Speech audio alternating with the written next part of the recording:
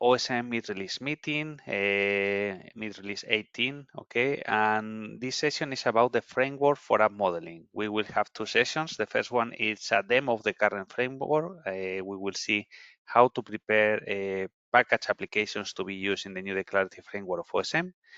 And we will have later on another session that is the evolution of the framework for app modeling. So, well, just let's start first with the demo on how to prepare OKAs. Okay. For this demo, what I will use is the document that we have OSM. In OSM documentation, we have this section under Advanced Cluster Management. In general, we have this. Well, the names of these sessions might change in the future, but well, the document itself will remain. Okay. So here it is: reference how to prepare OSM Kubernetes application. So before we start, let me remind some concepts that are important that we understand. Okay, we have the notion of KSU, Kubernetes Software Unit, that was introduced in the new declarative framework of OSM, and it's the minimal unit of state to be synced by the workload cluster from a Git repo. That means that it's in the end, it's a folder in a Git repository, okay, that will be synchronized from the workload cluster, okay. So the workload cluster will synchronize that folder from the Git repo where that folder was added, okay. And that folder contains a set of manifests that were placed in the Git repo, typically by the workflow that is used to deploy a KSU, to deploy the Kubernetes software unit, okay. And well, typically this KSU is placed typically inside a profile, or it's associated to a profile, which in turn it's associated to a cluster.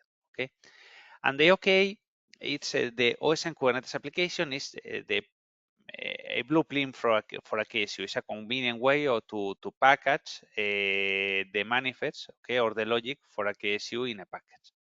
Okay.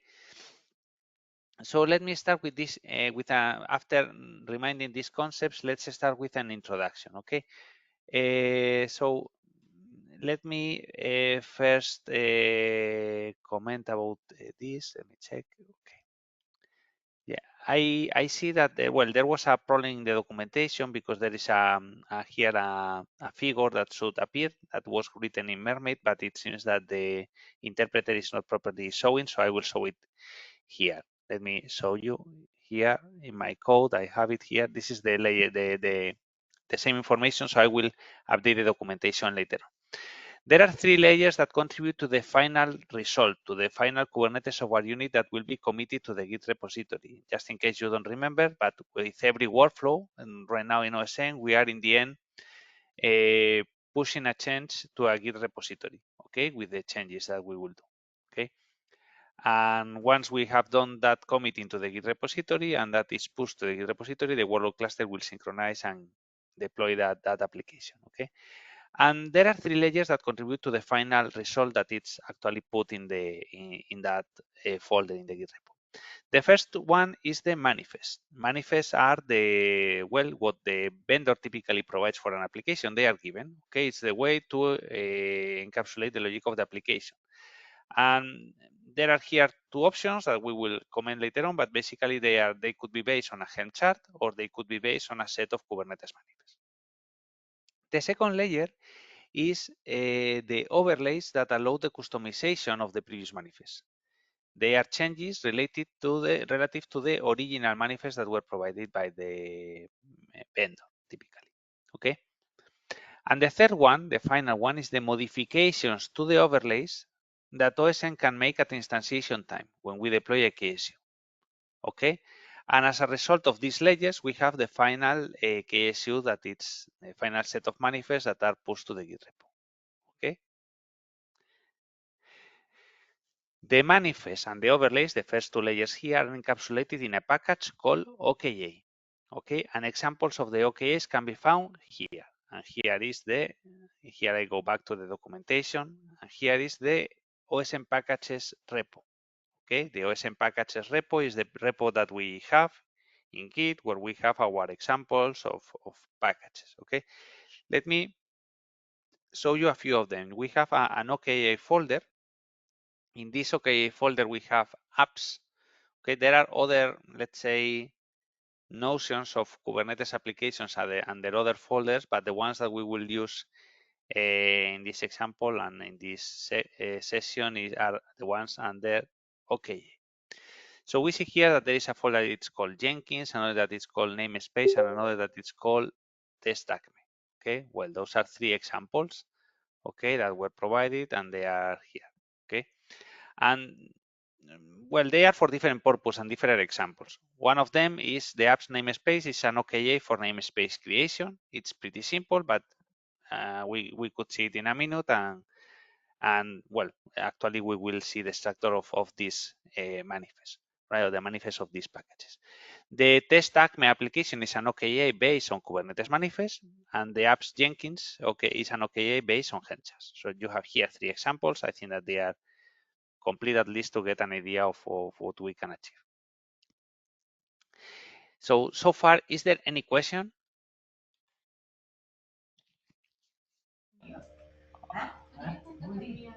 No, No? from my No. side. Okay, so let's move to the structure of an OKA. Well, the structure of an OKA is pretty simple. It consists of two folders, manifest and templates. Manifest, that if you remind from my previous picture, it's the first layer, okay, represent the manifests that are given by the vendor with optional modifications, okay? So basically, they are given, okay? This is the actual application that is received, okay? And there are two options here. It could be created from Kubernetes manifest or from Helm charts, okay? The second folder is the templates folder, and it's basically it's a set of Flux customizations, at least one, pointing to the manifest here and defining overlays to customize those manifests. And optionally, it can contain auxiliary Kubernetes manifest to be created at the instantiation time. Okay, everything that is here under templates is actually mostly what it's in templates. It's what will land in the end in the KSU. Okay, as it's commented here, manifests are not applied, never ever, directly in the workload cluster. They are mediated by the Flux customization, which refer to those manifests. Okay, here you see the structure of the OKA. Well, we could see it here, or we could see it in the OSM packages. I'm going to show it in the OSM packages because I think that it's convenient. So I'm going to go to the OSM packages here, to the OKA, to the, well, let's take a look to the apps here. See the apps, sorry. And now let me tree the namespace OKA.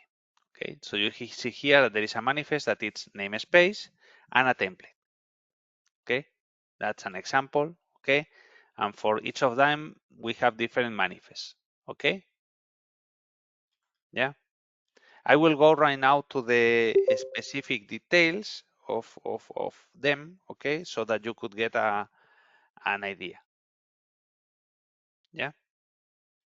So well, let's take a look just to so that you could understand what it's there. So the manifests, as I was telling before, are actually what it's provided by the vendor is a set of Kubernetes manifests in this case, right? So a namespace, it's a namespace, right? A namespace, kind namespace with a name, okay? And an annotation. Well, this annotation is an annotation that we have put in this example because we want the namespace to be created only if it's not present. Okay, it's something that we could let Flux know about that. Okay, and that's what we are adding. Okay, and this namespace, well, this OKA is available for namespace creation. Anybody could use it. Okay, yeah, and it's a pretty simple example. Okay, so those are the manifests, and if we check the templates, we could check the customization. Okay, in this case, the customization. The only name template that we have is a customization. As you see here, it is a customization. And what is important from this is that you take a look at these things here. First of all, is that there is a reference to the software catalog, okay, and to a specific path. Basically, it's referring to the manifest, in the software, the manifest of this namespace OKA. Okay. So far, I don't want you to go into the details of this because we will explain later. Okay. But what is important for me is that you understand that the template here, the customization, that it's a file in the template, it's pointing to, it's referring to manifest that will be in the Git repository. Okay. Well, let me check the others. In this case, the test ACME application, right? In test ACME application, we have manifest, a deployment, and a service, and a customization referring to them. Okay? Pretty simple. And the Jenkins, in this case, Jenkins application is based on a Helm chart. We are referring to a Helm repository, and here is a Helm release that is using, it's deploying a Helm chart in that repository, a specific version of the Helm chart, we will see, and a customization pointing to those manifests, also the same. Yeah. Let me remind that the OKA with its manifest and templates is stored in the software catalog's Git repo. So whenever we add an OKA to OSM, we are putting these OKAs in the software catalogs repo. But the final KSU that will be generated at instantiation time, it's only generated from the templates, and they are stored in a different repo, the fleet repo. Okay? Yeah, under the appropriate profile. We will see this when we execute the example, we will check it. Okay? Yeah. Questions so far? No? Let me give you an example. Okay, I have here running, yeah, I think that I have it here. Let me comment to the machine. Yeah, there is a machine where we have OSM running.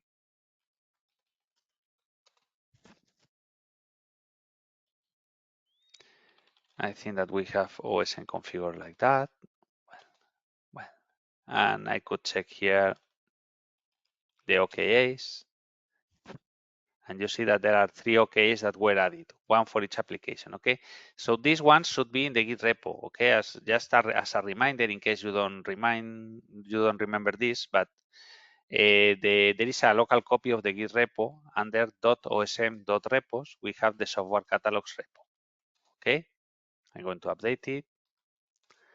And if we go to the apps folder, you see here that we have the Jenkins, namespace, test ACME. So whenever we add an OKA, we are actually adding this whole package. If we take a look to this, it's exactly the same that I saw before. Okay, I added before the session to speed up the process. Okay, that's all. Yeah. Well, here I'm seeing the local copy of the Git repo, but you always have the repo. You always have it when you deploy OSM here, right? So we could go here. Well, in this case, it's in Spanish, but if we go to the software catalogs repo, we go to apps, we have also the same things here. Okay. Questions on this? No? No questions. That's great. Okay. Well, so that's well, the OKA extractor, and well, as I mentioned, the OKA ends up in the software catalogs Git repo. Okay. Yeah. So how can we create the objects in this manifest folder? Because, well, people has checked that, and you have seen that there is here, it's a simple namespace, a deployment, and a service. But what happens with this Helm chart? So here we are explaining how we can create the objects in the manifest folder. Yeah. So you see here an example. Okay, there are 2 options. One is the first option is taking the manifest and putting them, just put the manifest in the folder manifest. And this is what we did for test ACME application. Okay. Yeah, we can put this deployment and this service. Okay, I can do it. Okay, so I'm going to do it right now as we move on. I'm going to call it this.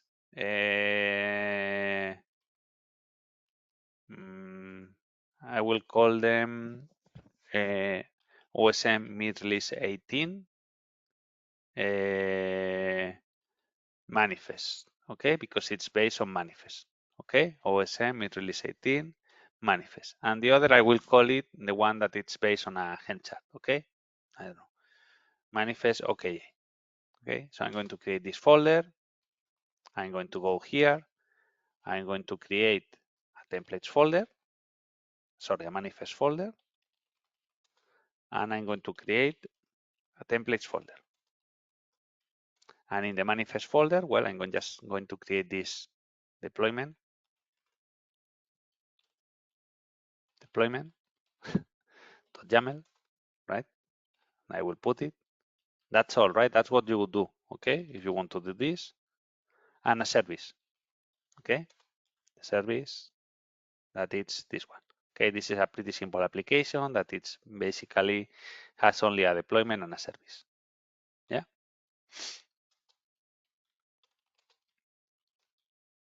Okay, I hope that it's clear. This is pretty simple. So that's the option one. The option two for Helm charts, right? For Helm charts, what we need to do is to create two manifests. Okay, one for the Helm repository and the other one for the Helm release. So this is an example. This is an example for Jenkins. I'm going to do the same. Okay, so I'm going to create here OSM mid-release 18 Jenkins OKA. I'm going to call it. Okay, Jenkins OKA. So I'm going to go here, Jenkins OKA. I'm going to create again the manifest and the templates. Yeah, and I'm going to go to manifest, and here under manifest we are going to put this Helm repo .yaml. Okay, well, there are recommendations such as the one that we use, put the name of the repo, well, but yeah, just to show you that this is just simple, okay, and here is the Helm release .yaml. Yeah, just take a look. Let's take a look to the what we have added here. So in the Helm repo, it's pretty simple. We are giving a name, okay, a namespace to be used for deploying of this repository, because the repository, the notion of the Helm repository is an object that is from Flux, and it has to be deployed in the cluster in a namespace. So in this case, we are putting a namespace. We don't worry for the moment on this namespace, okay? Because we could override these things, okay? But we have here an example of a namespace that could be used. And the Helm release that will be named Jenkins, and then it will be deployed in the namespace Jenkins. It's based on this Helm chart and this version, and this Helm chart and this version comes from a Helm repository that it's the Vietnamese charts Jenkins, that it's the one here, okay? Yeah, and all the objects of this Helm release will be deployed in this target namespace. That's the meaning of this, okay? So this is how to prepare the manifest, the first layer. Is there any question on this first layer? I think it's fine. Okay, so let's Yeah. move to the next layer. How to create the customizations in the templates folder. How to create the customizations in the templates folder. So that is the, let's say, corresponds to the second layer. So first thing that we need to do is we need to create a customization, a Flux customization. And that Flux customization should be prepared to point to the manifest in the software catalogs repo. Yeah? So this is an example of the customization that we have for Jenkins, okay? Yeah? For the Jenkins application. So you see here this. Yeah, so it's, let's take a look and let's use it. Let's go here, let's go to the templates folder. And here under templates folder, we can use, I could call it customization.yaml. I could put it here. And now what is important is two things. First of all, we see here that there is an app name, okay? This is a keyword that will be substituted by OSM, okay? By the actual name of the instance, let's say name of the KSU, okay? That will be deployed, okay? And here, this one is what is relevant for us. This app Jenkins, this is the name of the application, the OKA, okay? The OKA will be in a specific folder. Since the OKA, we have called it OSM in release 18 Jenkins OKA, that's what we are going to put here because it will be referred to that. Okay, that's what it's telling us here. Please use the right path pointing to the folder where the manifests of your OKA are located. For the moment, we will skip the meaning of the variable app name. Well, I have told you already the meaning, but we will see the meaning in detail later on. Okay. Yeah. So that's the first step, creating the manifest. Any question on this? And the same for the other application. Let's go to the other application. Okay, the one that it's based on manifest. Okay, manifest OKA. Here, I'm going to templates. I'm going to the customization. .yaml. I'm going to copy this name.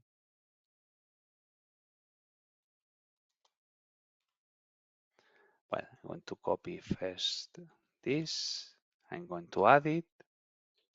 That's the customization. And I'm going right now again to copy this. And I will substitute the Jenkins here by the name of the OKA.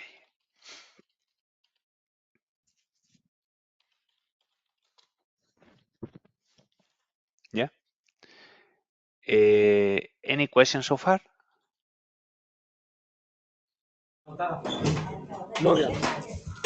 Okay, so let's take a look to the two things that we have done. We have an OKA based on with the manifest based on a Helm chart that it's here, and we have an OKA with the manifest with the manifest based on Kubernetes manifest directly. Okay, this is the other one, and we have we created in a first step the manifest, and we are right now in the second layer creating the templates. In this case, we have created the customization.yaml file.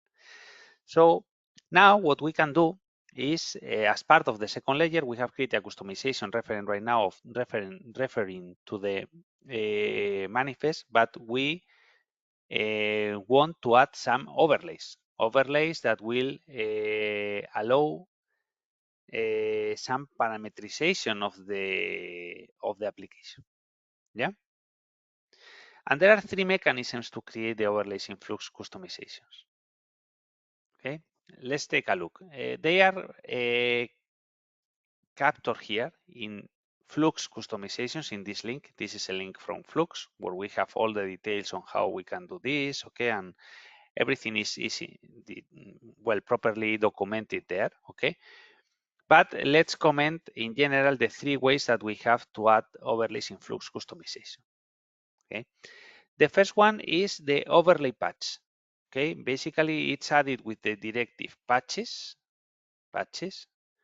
Okay, and it's telling the way to well, it's telling us to do an operation over some fields of the manifest.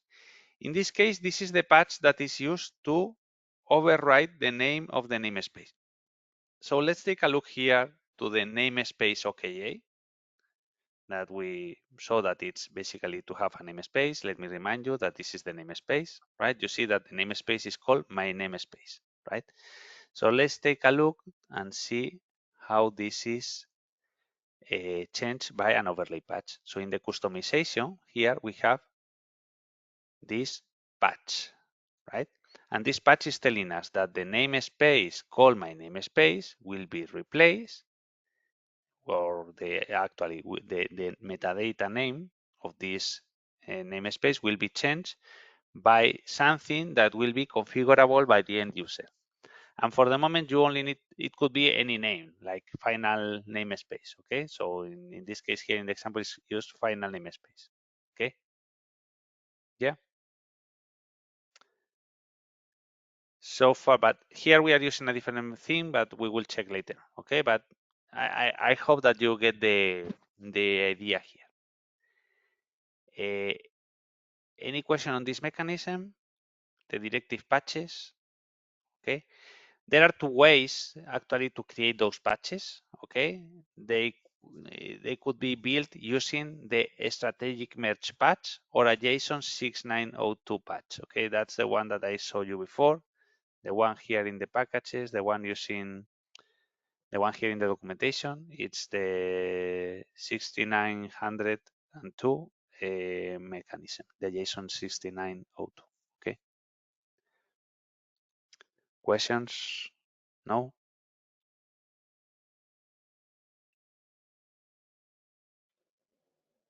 Okay. So that's the first mechanism, the overlay patch. The second one is the post builder. Post builder is a simple parameterization mechanism that is provided by Flux that allows replacing values defined in the manifest. Okay, it's similar somehow to the Helm values, but it's less powerful. Okay, it's properly documented also in Flux documentation. You have here the post variable substitution. Okay, it's explaining how this works. Okay, but let me show you here with an example. Okay, if you check the test ACME application, we could check the test ACME application here. Test ACME application. You remember the manifest, a deployment and a service. Okay, so they could be updated and changed slightly so that we could parameterize some components. And here, in this case, we will see how these components have been updated to use some variables: app name, target namespace, and an echo message. Okay, I think that this should be an underscore. Okay, so I will update later on also. Yeah, let me check here the deployment. So let's take a look to the deployment. You see that here the deployment, instead of having names of things, it has some variables. Okay, do you see that? Okay, for app name, target NS, app name. So that will allow to substitute those things. Okay, later on. So I'm going to do this. Okay, I'm going to show you so that you understand what it's needed. Okay, so I'm going to the manifest. Okay, that were provided by the vendor, but since I want to expose some of these parameters, I need to update my manifest so that I could change them. Okay, if I use this post build directive, I need to update the manifest. Okay, if I use the patches directive, I don't need to update the manifest. Right? I hope that it's clear. Okay.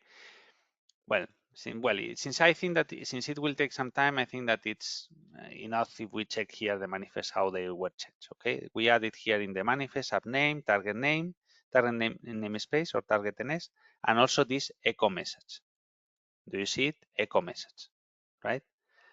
And if we go to the templates and we check the customization, how it was modified, we see here the post build directive. Substitute app name, target NS, and echo message. These variables were in the manifest, and now we are substituting them by other values that I will explain in a minute. Okay? Yeah? So that's the second way of creating patches, the post-build directive. Okay? Is there any question on this?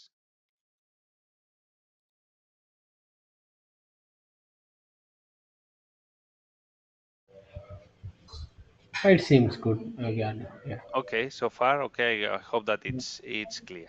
Okay. yeah. Okay, let me, well, and then we have the third way to create patches is that besides the post build directive and the patches directive that are actually patching somehow, okay, or making changes, okay, there is a third one that is high. There are high-level directives in the customization. There are some specific directives that could be used. Okay, basically, I have mentioned a few of them here, but you could go to the documentation and check it. Okay, and we have the target namespace, common metadata, name prefix, and name suffix. Target namespace is an optional field to specify the target namespace for all the objects that are part of the customization. Yeah. I think that you will understand more or less what it means. Okay. Yeah. Common metadata, it's an optional field used to identify labels and annotations that we want to apply to all the customization resources. Always, right? This is pretty useful if we want to add our own labels, etc. Right? Yeah. A name prefix and suffix, okay, it's a directive that those are directives that could be used to specify a prefix and suffix to be added to the names of each resource. Okay, that are managed by the customization. Well, these are examples. So let's take a look to the one in, let's go back to folders here. Let's go to the OSM release Jenkins OKA that we created. Let's go to the templates here. And let's take a look to the customization.yaml. Okay. So we are going to add something here. So for instance, one directive. One of the directives that we are going to do is target namespace.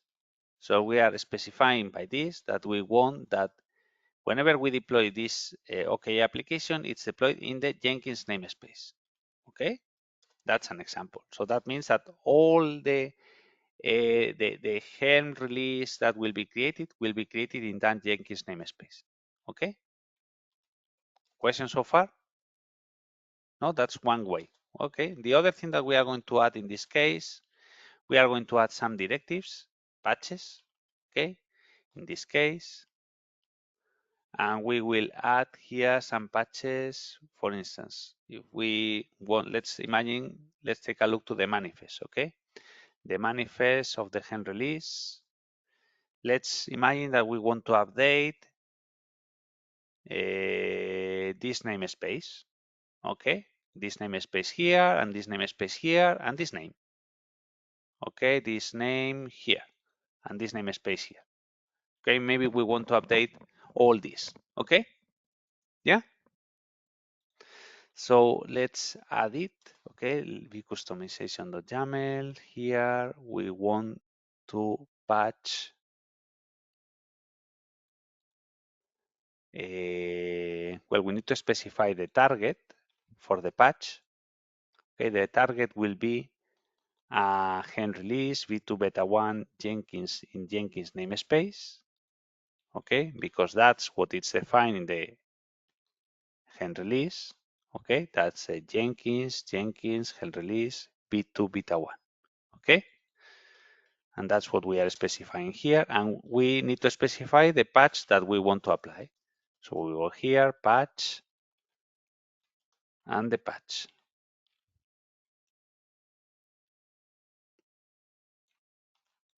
So let's start and check what things do we want to change. Okay, so one thing that we want to change is the metadata name, and the value that we want to put here is value. I will call it OSM mid release 18, OSM mid release 18 Jenkins. Okay, so that will mean that the Helm release will be renamed from Jenkins to this. Okay, any question so far? No? Okay, the next thing.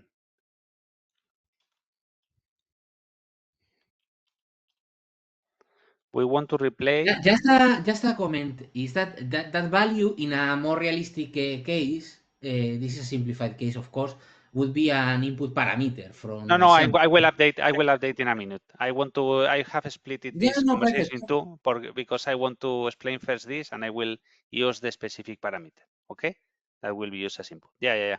It makes sense, Javier. I want to go to that, but I will go first, adding some name, and I will update later.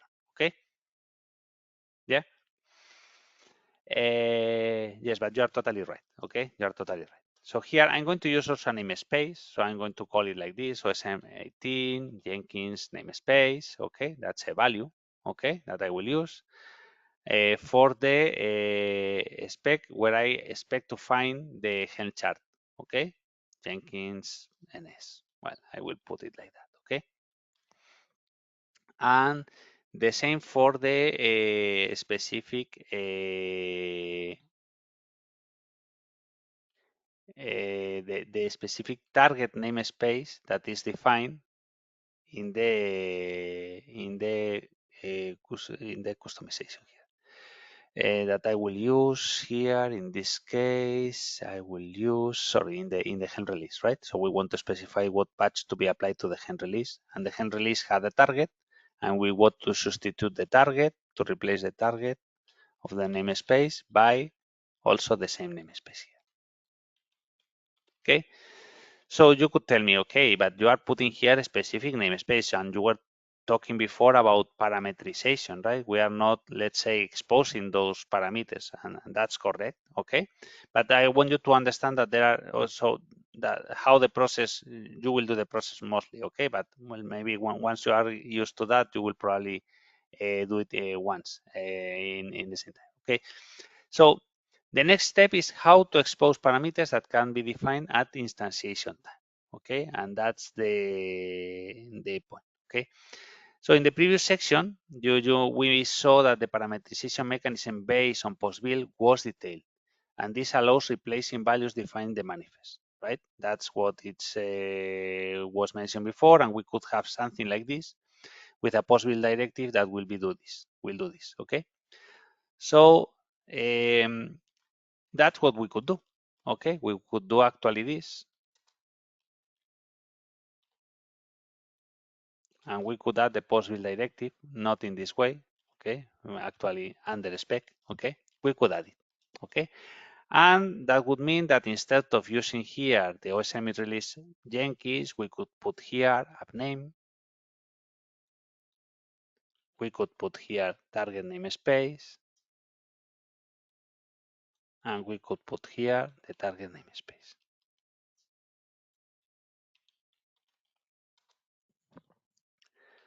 Okay, that's the final customization, or the look of the final customization. Okay, because we want to expose those parameters. Okay, yeah, yeah. In the example below, it says 3 custom environment variables are defined: app name, target namespace, and echo message. As best practice, we recommend the use of capital letters for those exposed envars to differentiate from the variables used in the manifest from the post-build patches.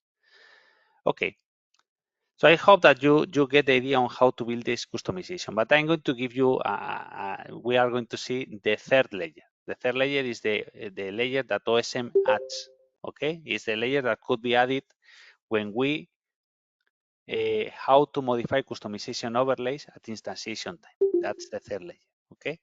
At instantiation time, when KSUs are created, OSM takes the files defined in the templates folder and applies a third layer of modifications, okay? And now that we see this customization, okay, this is something that we will typically do. Add an application and a namespace for the application where we are deploying that. And based on that, okay, we saw that we actually don't need to specify this post-build directive. It's something that we could add always to anything that we are deploying OSM, we could add. So for that reason, we could remove this customization. So in other words, we don't need to specify actually this post-build because it will be managed by OSM. It will be actually managed at instantiation time, and OSM will add it, okay, for us. Okay, so that's the final customization will look like this, okay, only with this information, and OSM will take care of the next step, okay, yeah. So let me remind and take a look to everything that we have. We have this extractor of an OKA. We have the manifest. Okay, in the manifest we have the hen release, manifest hen release, manifest hen, sorry, the hen repository. Okay, hen repo. Okay, this repo that is in a specific hen chart in this case. Okay, yeah. We have also the hen release that is in a specific. It has a name, it's in a specific namespace. Okay. And it's based on a Helm repository in a chart that with a version that is running in the Helm repository mentioned before. Okay. And then we have the templates. And in the templates, we are telling things such as we have a customization that is, first of all, pointing to the Git repository, to the appropriate folder of the application, and it's applying some overlays. Okay. In this case, we are using one overlay based on patches that it's here substituting things in the Helm release, but we could also do the same for the Helm repository. But since there is not much time, I won't do it. But we could, for instance, update the namespace of the Helm repository. Okay? Yeah. Finally, there are also directives such as the target namespace, okay, that could be used, okay, and we have mentioned three things, three ways of managing those layers. One is the overlay patch that it's here, the other is the post-build mechanism, and the other is the high-level directive such as target namespace. Okay, that's the one that we use here for saying that we want to use that namespace. That, by the way, I will update it so that the customization, let me check, customization in the template, we should also point to the right namespace, obviously. Not this one, but the one that is target namespace. And you need to take into account that OSM will add a third layer, okay? And the third layer includes, in this case, the post-build directive for substituting this app name and target namespace by the parameterization provided by the end user at instantiation time. So let me go to that instantiation time, okay? At instantiation time, when KSUs are created, OSM takes the files defined in the templates folder and applies a third layer of modifications before adding those files to the fleet repo. OSM already has some directives that can be applied at instantiation time to do this transformation. So the first one is the OSM transformation that can be applied to any KSU to replace values, okay? So at instantiation time, we could provide this information, the custom MRs, okay, with some variables that we want to use, okay, to make sure that we are using this. Let me show you, for instance, as an example, what we have here. In the apps section, we have the parameterization that we could use for the test ACME application. And we could provide this message, echo message, hello to Gerardo, and that will be passed to the actual deployment, okay? That's an example. Other transformations are the inline values, config map values, or secret values. So if we take a look to the kind of parameters that we are passing for Jenkins, okay, that's what we are passing here as part of the Jenkins parameters. We are passing the secret values, okay? Yeah? Yeah. So those are the things that we can pass at instantiation time. In addition to that, there are two predefined parameters in OSM that are always replaced. The KSU name that will replace the app name in the templates folder, okay?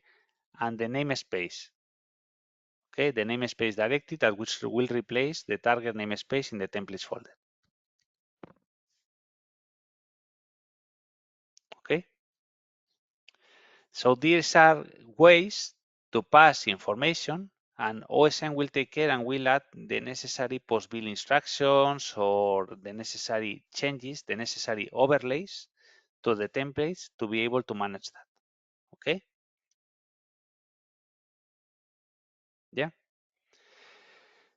So with that, we are explaining how we can create, okay, packages, OSM Kubernetes application packages, how to create those blueprints, okay? Let me also comment something that is important, okay? Is that it's recommended that we have the namespace, we are not creating the namespace together with the KSUs. Although it is technically possible to do that, I mean, we could add a namespace in the templates folder and we could add any object in the templates folder and it will be created, okay? It is recommended to manage the namespace with an independent KSU, okay? So basically we have something and typically based on the app's namespace OKA that we already have, okay? That will guarantee that we can deploy more than one KSU in the same namespace, okay? So now that we have seen this, well, once you have done this, what you can do is you can deploy the things, okay? So just to, just as a final reminder, I would like to go through the commands to, well, to deploy a KSU so that you get the idea and you could see how this in the end translates to different overlays, okay? So I have already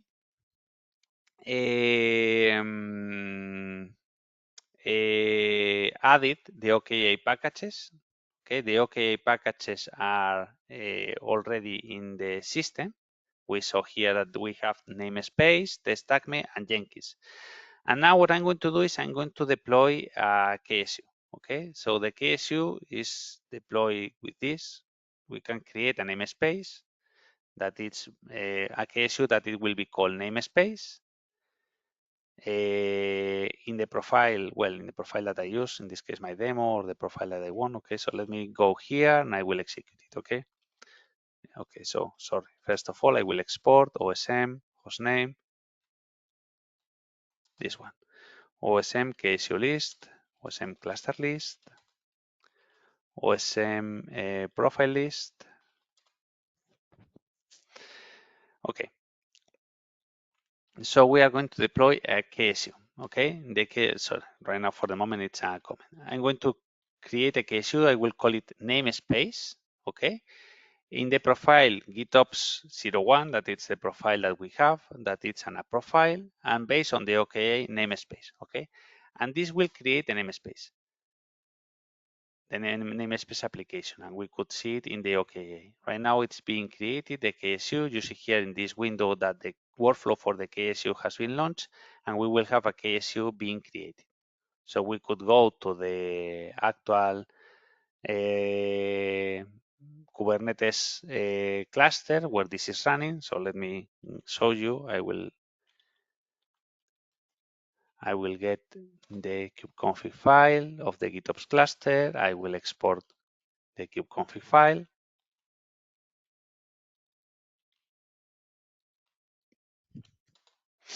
And now I'm going to show you in this that the namespace will be created.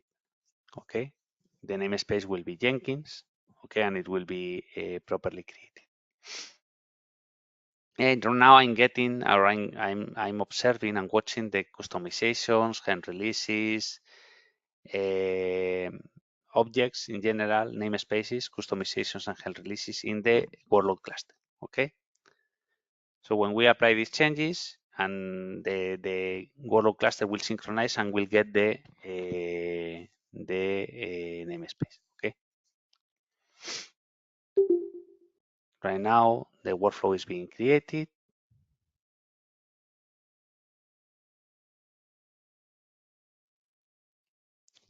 Yes, since I didn't run the workflow since a few days ago, probably the image is being downloaded, and that's why it's taking more time. Okay, but hopefully it will be soon ready. Okay, now it succeeded. So that's the main part of the story that I want to show you. Okay, the one I know that the namespace will be created, and we will see it here. Okay, that it will be synchronized, and we will have the namespace. Okay, but what is important for me is that you understand the following. We have launched an application that is here, the namespace, the OKA. Let me show you the namespace that it's called the templates, the customization here. You see this customization? Yes? I hope that you see that, okay? Now let's take a look to the customization. Sorry, this is not, sorry, that's not what I want. Okay, well, anyway, see, yes, it's what I wanted, okay? This is the OKA, okay? The OKA has this template, okay? This template, namespace customization, okay? Now let's take a look to what is actually in the report, what has been pushed by the workflow, okay? And you will see the third layer that was added by OSM, okay? There is something that it's called here git log. Let me show you git show. This is the commit that was just done today by the workflow right now. And you see here this commit, and you see here that, and this is important, that this has changed, okay, this has changed, and it was replaced, yeah, you see here that it was replaced, right? It's replacing some of the values, okay? It's replacing here. In this case, it's, well, I don't know what it's replacing. I will need to check that. All the uppercase, Yeah, Gerardo. all the uppercase, exactly. Yes, exactly, all the uppercase. That's the point. And it has been replaced, okay? So that's all I wanted to comment. Is there any question on this procedure?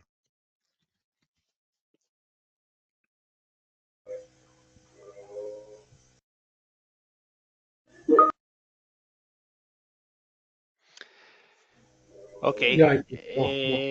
No, so if there are no questions, now the next step is the evolution of the framework for app modeling.